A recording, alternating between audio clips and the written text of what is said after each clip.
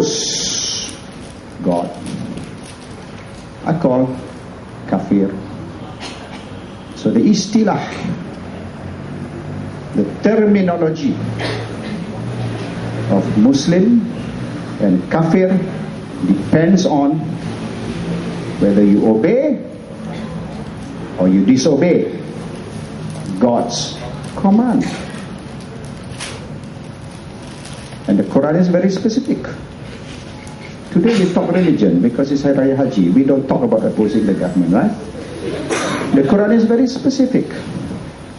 The Quran says the true submitters are those followers of Moses and those followers of Jesus who obey the teachings of Abraham. What is Hari Raya Haji?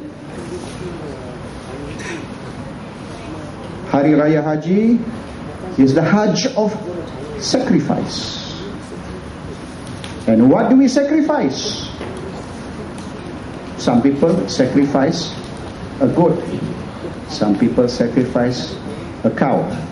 Some people have sacrificed their freedom and they are still in Kamunting as we celebrate the eve of Hari Raya Haji. We sacrifice our fear of government retaliation by being here tonight. It's a great sacrifice we all make. A few weeks ago, 24 people sacrificed their freedom for one night by getting arrested and being brought over to the police station. That is the spirit of Hari Raya Haji or Hari Raya Korban, which we are celebrating here on this eve tonight. What is the story of Hari Raya Haji? The story of Hari Raya Haji is the son of Abraham and the sacrifice Abraham was going to make on the command of God, and the sacrifice was replaced with the sacrifice of an animal. Hari Raya Haji, which we will be celebrating tomorrow together as Malaysians, is all about Abraham, and it is all about sacrifice. And those 30 people who demonstrated in front of the Bar Council on Monday night know nothing about Islam, know nothing about the Quran, know nothing about God's teaching, and they rant and rave and scream and shout like mad people, condemning us, we who oppose kezaliman, who oppose draconian and unjust laws like the ISA, which God has forgiven, which the Quran specifically says cannot be applied, and which is upheld by no other than the so-called biggest Muslim party in the world, UMNO. One word which can be repeated 3 times: munafiq, munafiq, munafiq. There's no other way to describe.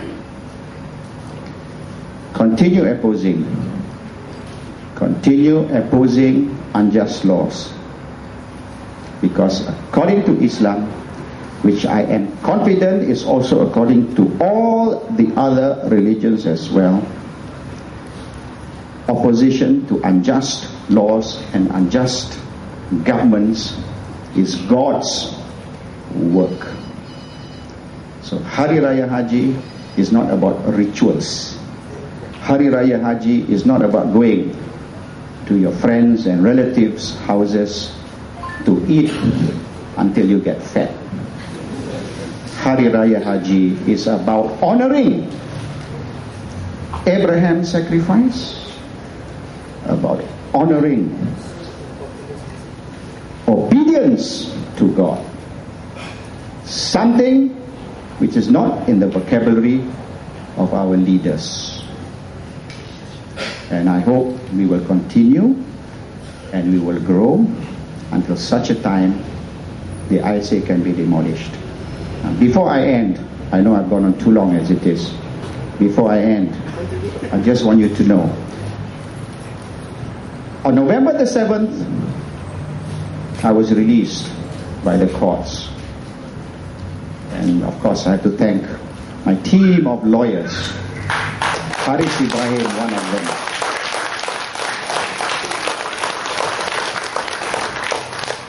They have done something which has never been done before in the history of the ISA. They have challenged Section 8B of the Internal Security Act and won. We never thought that would happen. A few days before I was released on the 7th of November, I received a circular from the Kamunting authorities. The Kamunting authorities informed all the ISA detainees, we are all in one section. The next section is EO, Emergency Ordinance detainees, and the other section are the Banduan, the prisoners. There's about 60 of us. There was about another 60 EO and another 200 over Banduan. Roughly, at that time, there was about 300 to 400 in total. There were 400 guards and 400 detainees.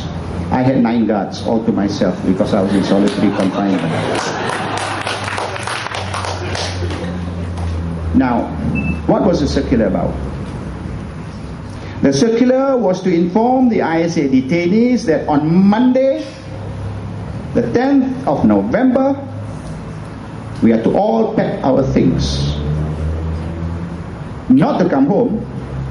We are all to pack our things and to be moved to another section of the Kamunting Detention Center. We will temporarily be housed in this new, rather old section which has been painted to accommodate all the ISA detainees. And the existing section for the ISA detainees will be demolished. No, they are not demolishing because they're sending us home. They are not demolishing because they are abolishing the ISA.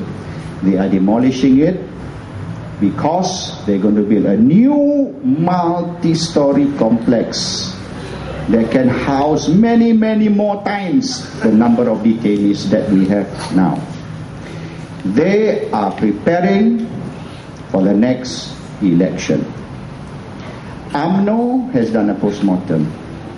UMNO said they did very badly in the 8th March general elections because of bloggers, because of the internet, like Hari Ibrahim lah. So before the next election, 2012 or 2011 or 2013, there'll be a new ops-lalang. Probably this time they call it ops-rumput, and they will pack all the bloggers, Bernard, Sam Harris, and everybody, and we'll all have a 2-year party in Kamunting. If the ISA is still around, the next election, many of us will not be free to campaign in the election. The ISA will be used to frustrate the opposition effort to deny Barisan Nasional a 2/3, or to maybe even better than that, to form the next federal government. The ISA is a political weapon. The ISA is to ensure that UMNO continues to stay in power. After 51 years, they want to stay in power another 51 years. If we want to dismantle Barisan Nasional, if we want to dismantle UMNO, if we want to dismantle the kezaliman that we have got to endure, then we have to dismantle the ISA. That is the bottom line to the whole thing. I hope they do not win the appeal. They are appealing my release. They are appealing the court's decision. They want me back. Probably the good thing is that I'll be moving to the new multi-story complex and not that old building anymore. Thank you very much. Salam sejahtera. Selamat Hari Raya.